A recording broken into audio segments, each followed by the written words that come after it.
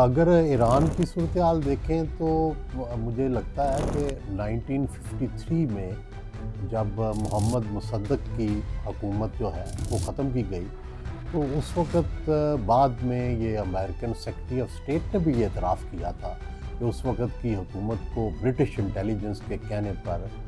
جو ہے وہ امریکہ کو ماننا پڑا اور محمد مصدق کو کی حکومت ختم کر کے، جس کو اب پیٹریاٹ آف پرشیا کہتے ہیں، اس کو ٹرو پیٹریاٹ کہتے ہیں، اور بعد میں امریکہ نے بھی یہ مانا کہ بھئی ہم نے جو ایران کے اندر ایک پولیٹیکل سسٹم بننا تھا اس کو اس وقت روک دیا تھا محمد مصدق کو ہٹا کے۔ اور اس وقت معاملہ کیا تھا؟ معاملہ یہی تھا کہ تیل کی جو کمپنیاں ہیں ان کا منافع کس کو جائے گا، تیل کی کمپنیاں کیا ان کا منافع کتنا بیرون ملک جائے گا اور کتنا ایران کو فائدہ پہنچے گا،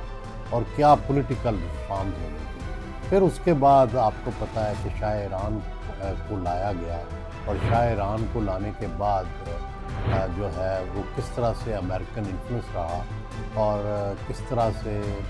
جو ہے ایرانی جو تیل ہے اور جو ایرانی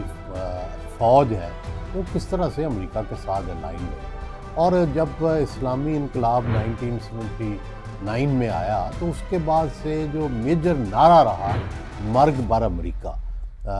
وہ چھایا رہا۔ اور شروع میں جو آپ کو پتہ ہے کہ امریکن امبیسی کے لوگ ہوسٹیج کر لیے گئے، بڑا مشکل ٹائم امریکہ پہ جو لوگ وہاں پہ امبیسی میں تھے ان پہ رہا۔ پھر وہاں سے فائلیں نکل گئیں،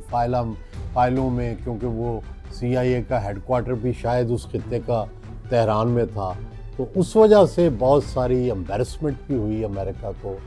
اور پھر یہ ہم دیکھتے ہیں کہ جو مسلسل ایرانین گورنمنٹ تھی، جو اسلامک گورنمنٹ تھی خمینی صاحب کی، خامنائی صاحب کی، یہ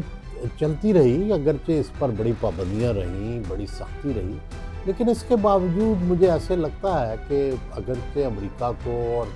یورپ کو یہ پتہ تھا کہ انڈیا تیل خرید رہا ہے ایران کا پابندیوں کے باوجود، روس تیل خرید رہا ہے پابندیوں کے باوجود، اور کئی یورپی ممالک بھی خفیہ طور پر یہ کام کر رہے تھے، لیکن شاید